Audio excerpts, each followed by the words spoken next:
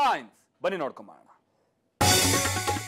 ಕಲಾಪದಲ್ಲಿ ವಕ್ಫ್ ಮಹಾಕದನ, ಸರ್ಕಾರದ ವಿರುದ್ಧ ಮುಗಿಬಿದ್ದ ಬಿಜೆಪಿ ಸದಸ್ಯರು, ಲ್ಯಾಂಡ್ ಜಿಹಾದಿ ಅಂತ ರೋಷಾವೇಶ. ವಕ್ಫ್ನಲ್ಲೇ ರೈತರಿಗೆ ಪ್ರಚೋದನೆ ಕೊಟ್ಟಿದ್ದೇ ಬಿಜೆಪಿ, 110 ಕುರುಬರ ಮನೆಗಳಿಗೆ ನೋಟಿಸ್ ಕೊಟ್ರಿ. ಆರ್ ಅಶೋಕ್ ವಿರುದ್ಧ ಜಮೀರ್ ಕೆಂಡ. ಬುಡಾ ಪ್ರಕರಣಕ್ಕೆ ಮತ್ತೊಂದು ಬಿಗ್ ಟ್ವಿಸ್ಟ್, ಕೇಸ್ ಮುಚ್ಚೋಕೆ ಸ್ನೇಹಮಯಿಗೆ ಡೀಲ್ ಆಫರ್. ಸಿಎಂ ಪತ್ನಿ ಆಪ್ತ ಅಂತ ಬಿಜೆಪಿ ಮುಖಂಡ ಆಮಿಷದ ಆರೋಪ.